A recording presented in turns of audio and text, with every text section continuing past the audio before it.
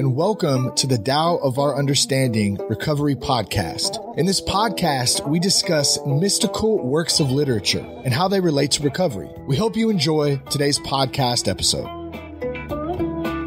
Hello, this is Buddy C. Welcome to the Tao of Our Misunderstanding, Recovery Podcast. Today we have a light crowd. We have Scotty and Brian, and Brian's just listening in, so it's going to be a conversation between me and Scotty, it looks like, unless someone pops in late. So we'll see what comes of this. We're talking about the 23rd verse of the Tao Te Ching. For any announcements, go to buddyc.org. Lots of good stuff there, resources. Any of the books that we mentioned, we have for sale there under resources in the bookstore, I believe. Anything we don't have there, I'm sure you can find on Amazon. So we're talking about the 23rd verse of the Tao Te Ching. Scotty, you want to read one for us today, sir? I do. I have the Jonathan Starr translation right here. Speak little, hold to your own nature. A strong wind does not blow all morning. Cloudburst does not last all day. The wind and rain are from heaven and earth, and even these do not last long, how much less so the efforts of man? One who lives in accordance with the truth becomes the embodiment of Tao. His actions become those of nature, his ways those of heaven.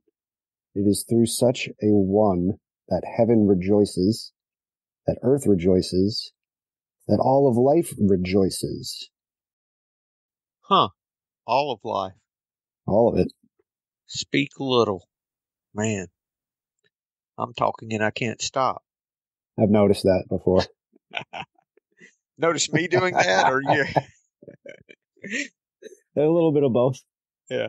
Let me read the Stephen Mitchell and see what we could do some talking on these.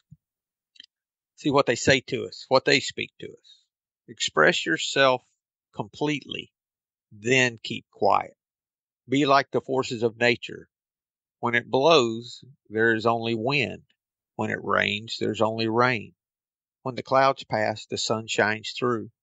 If you open yourself to the Tao, you are at one with the Tao, and you can embody it completely. If you open yourself to insight, you're at one with insight, and you can use it completely.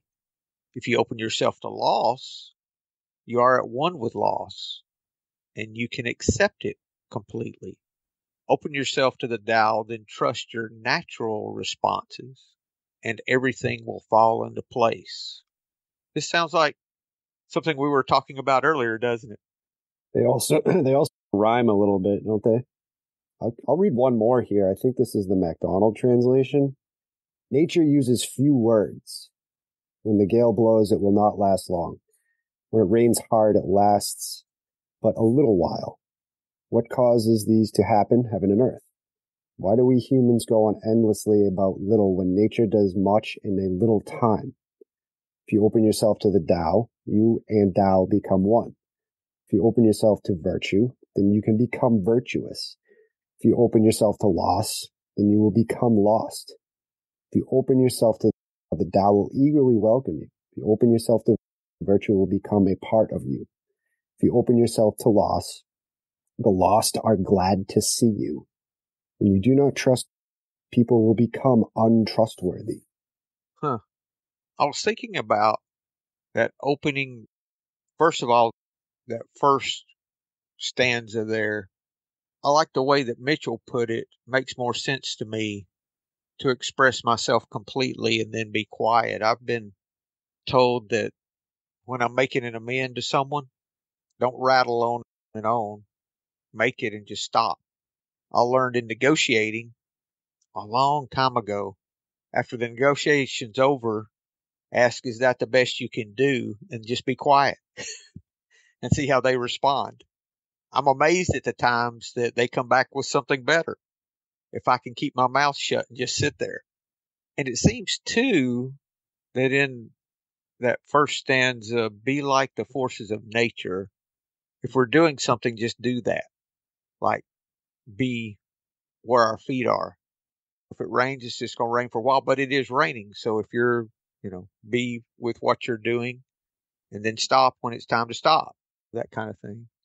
What about in that second stanza if we said opening ourselves up to the moment instead of the Tao? Would that work? You are at one with the moment, and you can embody the moment completely. What do you think?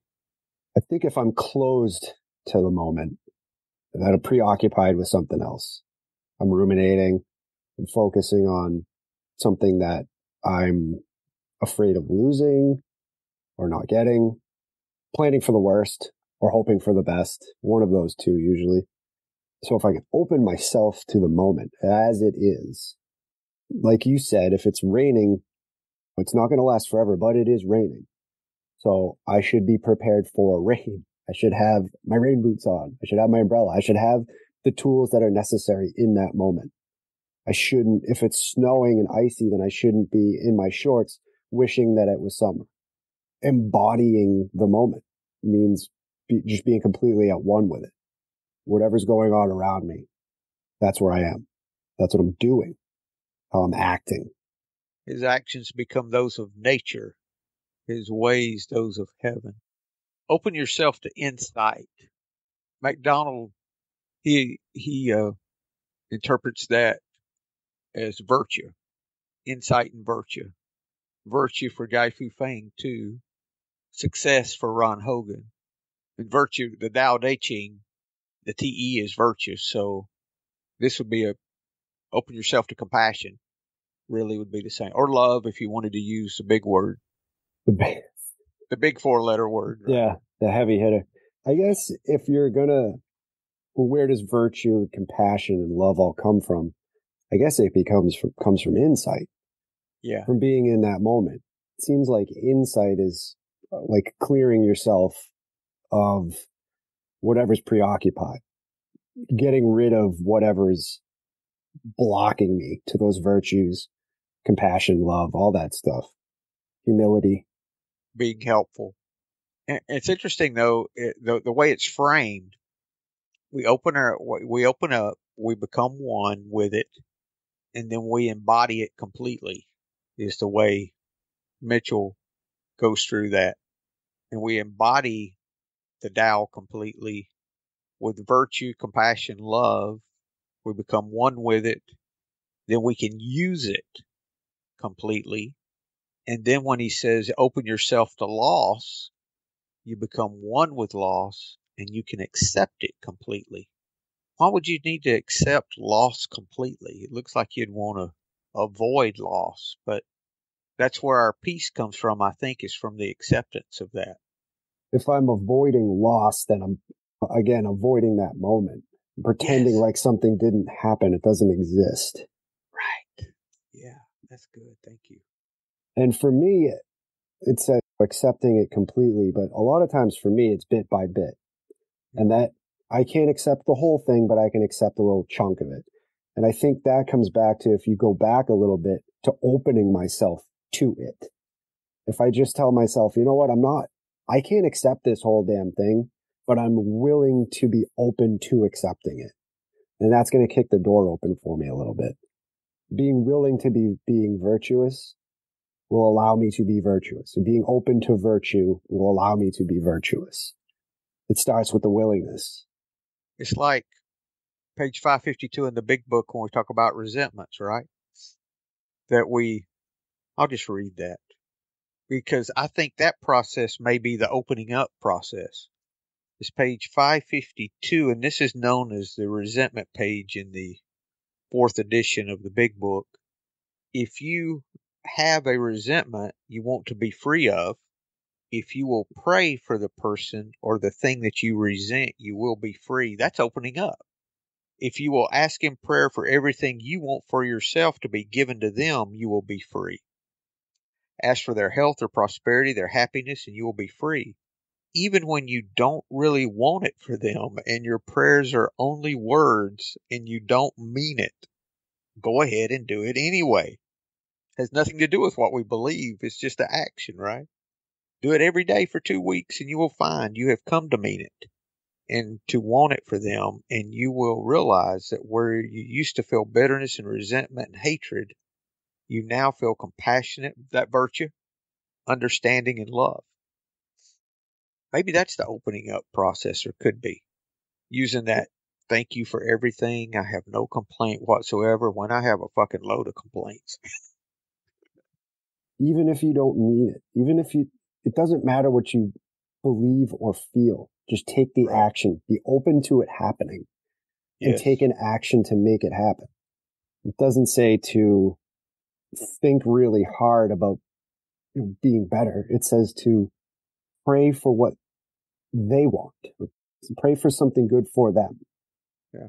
Yeah. I have a sponsee who's Jewish, and right now all the Palestine Jewish conflicts going on. And he called me, he says, I have homicidal thoughts. One of the bridges near where he lived, they spray painted all kinds of stuff on the anti-Semitic. I mean, it's crazy. He said, I'll go kill some people. I want to stop this. And he said, this is just evil. How do you not resent evil? So I sat with it a few minutes. I suggested to him, I said, maybe there's no such thing as evil. I said, have you ever considered it just could be fear? No, I said, okay. A couple of days went by. I told him, I said, I want you to pray for the Palestinians. Pick one and pray for them. I can't do that. That's just, I can't. I said, okay. A couple of days went by. He called me back. He said, it's helping. It's helping. I said, good. He says, I do. I am starting to see it as fear. I said, yeah, and it's one person at a time. It's like cancer. You don't eradicate cancer you do that one person at a time. And this fear is contagious. There's a movie that talked about it. Was it apocalyptic? It was the Indians in South America, and Mel Gibson did. Apocalypto, is it called? Yeah, that's it. And one of the tribes gotten fearful, and the other tribe, I think it was the chief talking to his son, said, you don't need to hang around with them. The fear they have is contagious. And I thought about that when I was talking to him about it. He referenced the movie too. And I was like, man, it's just fear. Can you pick out one person there that you can pray for? Maybe just pray the will of God for them. One Hamas soldier that you can pray for. And he's working on it. But that's what this is. That's the opening up process. We can't open up all at once. No, it's bit by bit. And it's interesting too. When I first started this walk, I thought that when I had an issue, I prayed and God helped me with the issue. I was still doing the majority of the work. And then God would do that little bit I couldn't do. I do my best and God does the rest kind of thing. And it's interesting here that we open up to whatever's going on, that we surrender to, like we learn that whatever our issue is, if I'm having a problem with alcohol, I surrender to the alcohol. I don't ask God to help me overcome the alcohol. There's no surrender in that. There's no surrender in God making me stronger. It's like Paul said, the weaker I get, the stronger I become. My strength is in my weakness. Maybe that's the opening up process, the surrender process. If you open yourself to loss, you're at one with the loss and you can accept it completely. Like you said, it doesn't say open yourself to loss and you will gain the ability to overcome it. No. To be better than it or to have it erased from your memory. That's what I tried to do with booze, was to pretend like it wasn't real. Work harder, do better, right? Yes. Double down. Change the facts to fit my own narrative. Accepting it comes from becoming open. See it as it really is. And it's interesting the difference. You're doing the same thing. You're opening yourself up. You become one, and then there's a result. When you open yourself to the Tao, you embody it completely. Open yourself to virtue, and you use it. Do we use compassion? Sorry, Star says what you're saying here. One who lives in accordance with the truth becomes the embodiment of Tao, and his actions become those of nature, his ways those of heaven.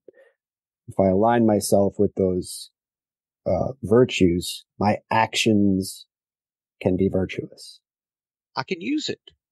That resentment quote from 552, we're using virtue. We're using compassion. So we can put it to use in our life. And it's interesting with a negative, when we open to it, become one with it, we can accept it. We know that acceptance is the answer to our problems. I get peace when I accept things, not when things go good or they're fixed. My peace comes when I accept it. That's been my experience. Yeah, that's good. Sure. If I can find peace in that acceptance, then I'm not waiting for this situation, person, place, or thing to change to my advantage. So if I can't accept some loss that's happened and something comes along to fix that loss, say I lost a bunch of money and then I found a bunch of money on the ground. So my loss is then counterbalanced. I never learned to accept that loss. So now every time I lose something, I'm going to walk around and try to find money laying on the ground. I never learned to accept it. And that's what I did in drinking. When something wasn't right, I drank enough to have it perceive or change my belief pattern to think that it was something different. My acceptance came from altering the facts, finding something different to fix whatever my problem was. What I'm learning here with this stuff is that if I can accept it exactly the way it is, I don't need to seek anything else to find acceptance. It's right there. Scotty, it doesn't only say accept it, it says accept it completely. Embody it, even. Be at one with it. Mm-hmm. Ooh. There's a Tao story. One of the immortals was at a market selling something, and he got cheated. A guy stole something from him, and they said, "What are you going to do?" He said, "I'm not going to do anything." And he goes back home and is working in his land, his little farm, and he hits upon something, and it's a jar of gold that he finds on his farm. He just buries it again.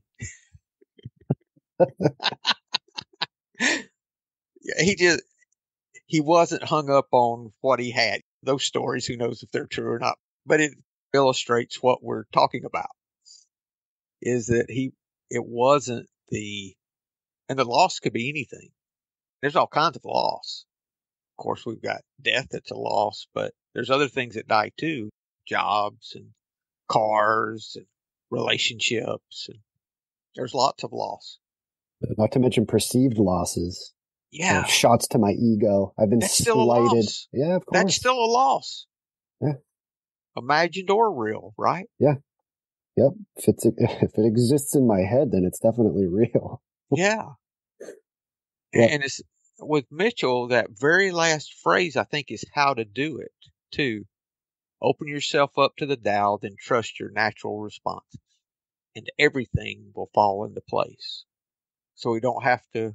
We were talking earlier about contrivance in another meeting, that scheming, planning, trying to fix something, that excessive effort. Just trust your natural responses. I open up by doing what was on 552. I find a way to get some sort of helpfulness or compassion into the situation. It doesn't have to be anything big. That seems to be how I open up. That contrivance speaks to that first line too. Speak little, yeah, and hold to your own nature. Yes. It reminds me of being a kid. If you got nothing nice to say, don't say anything. Yeah. Keep your mouth shut. You know, how many times did I make some kind of snarky remark to somebody? My mom cracking me in the back of the head. Hey, you got nothing nice to say, keep your mouth shut. It speaks to contrivance. Those words don't have to be coming out of my mouth to be living inside my head. I'm planning, I'm scheming, trying to figure out a way to get around this, whatever it is, obstacle, loss. But holding to my nature suggests that I should silence those voices, whether they're external, whether they're coming out of my mouth or they're inside my head. They're not going to do me or anybody else any good. Sitting in silence, waiting for the next right action to come about. And that reminds me too, Scotty, that we are not the thoughts that we have. Thank God. Oh man. Thank God. I had to remind myself of that last night. Had some crazy thought, and I'm like, oh, wait a minute, buddy. That's not you. Yeah. And it also speaks to that phrase we hear in meetings a lot, this too shall pass. Because it's not only going to change, it's changing the entire time. And we don't see it. There's constant change going on. Change is the only constant. Yes. And it's not that it ever stops. No. It's ongoing, like a continual wave that never reaches shore. Of course. And we attach ourselves to things as if they are permanent, as if they're everlasting, whether it's a relationship or the house you live in. Being able to become aware of that I don't really possess anything, allows me to sit in that moment and to appreciate everything as if it is a gift, temporary gift, but a gift no less. And there was a devotion I read this morning that said that we open that gift by giving it away. Yeah. If we're opening ourselves up to whatever's going on, how can we believe that we're the source of whatever the solution would be? All we're doing is opening ourselves up and doing the next right thing, if we want to say it that way. I think my natural response is compassion in some form. If everything's good and I don't want to go out and kill people, I don't want to do bad things. That's not my nature to want to. It seems my nature when pressure's off is loving kindness. If I've been able through the steps to surrender to the fears that bound me, that were a big part of the reason I drank. Your return to sanity is holding to my own nature. That ground level, like inner self, that true self, same as for me. I think that's ultimately not only what I want to do, but it's also what I know can help me is by helping somebody else. Well, but that doesn't mean that's constant in me. I certainly have moments of fear, weakness, anger, doubt. yes. Did either of your children come out of the womb angry and hitting and fearful? Mine did not. They were both screaming. Yeah, but once they settled down. Where the hell am I? Who are these people? Stop poking me. But they wanted to be loved. They wanted to be held. Now, one of my kids, they were opposites. One smiled all the time, and one never smiled. And when they were little, before they started being conditioned, before they learned to smile, is the way it's phrased, they just wanted to be held and loved is all they wanted. They didn't come out biting and screaming. Now, they were biting later. One of them was, but they weren't in the beginning. That was a response to behavior. And my daughter, before she could climb up on a couch, I guess she was what, 2.5, just walking.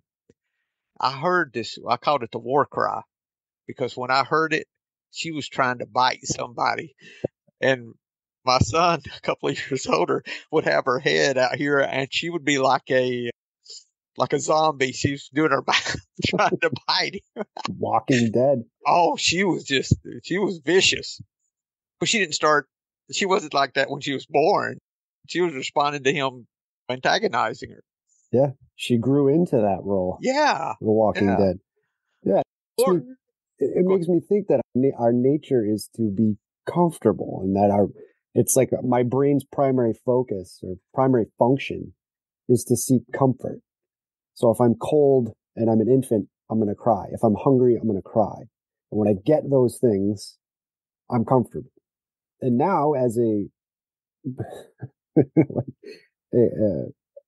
addict in recovery, my seeking for comfort sometimes goes to places that aren't just because I'm hungry, angry, lonely, or tired. There's other shit that I can find to complain about. But ultimately, when I'm comfortable, I'm quiet. So I wonder if I could do that the other way, if I could find comfort from being quiet. What we realize, Scotty, is that those things that we pursue outwardly thinking they're going to make us comfortable aren't what makes us comfortable. And this verse even says it. The only negative it mentions, it doesn't talk about making things better. It talks about accepting it completely. Yeah, that's where our peace is. It seems like when I'm troubled with something, I find it to be something that's unnatural or doesn't fit into my agenda. It's something that's not the way that I think it should be. But right here in the first verse, it says, the wind and rain are from heaven and earth. It's like, no matter what's happening, it's still the natural course of events. I'm the one that thinks that they're bullshit, that they should be different, and that they don't last long. That's why this is the Tao Te Ching, the path, the book of the path of virtue. This is a virtue path. It's not a yin yang path. It's not a, all of those things. It's a virtue path. That's what we find in recovery. We're told in recovery we must help another drunk if we want to stay sober. That's virtue at work. That's opening ourselves up to God, love, whatever you think this path is, and surrendering. That opening up is the surrender, the way I see it. Then we become one with whatever it is. And once we do, that is total surrender. Then we just trust our natural responses. Then everything falls into place. Seeking the relief I found from alcoholism in all other aspects of my life, continuous surrender over and over. Surrender to this, surrender to that. It reminds me of the very end of 165 where it says you trudge the road of happy destiny. It's not like I surrendered to alcohol and then I'm done. It's over. I'm continuing this process of uncovering, discarding, whatever it is, finding more things to surrender to, find more peace in my life. I think that's ultimately my goal here, is peace. Happiness and joy comes as a side effect from that freedom, which brings the peace for me. Which ultimately is acceptance. Yeah. That's good. Thank you. Anything to add to that, Scotty? Or I don't know. It says to speak little, and I think I've already spoken too much. Man, I didn't learn that one. Yeah, me rambling. Too. Okay, then we'll cut it. No, not that short, actually. We had a good conversation. Thank you. We did. It was fun. It was good. Hope to see you guys next week. Thank you. Hello, this is Buddy C. I wanted to make you aware of several recovery-related resources that I've posted in the episode description. These resources include a list of recovery podcasts, a free sober meditation app, daily recovery email, shared Google recovery calendars. Hope you put some of these resources to use and have a great week. Thank you for listening to the Tao of Our Understanding Recovery Podcast. If you enjoyed this episode, please share it with your friends in recovery.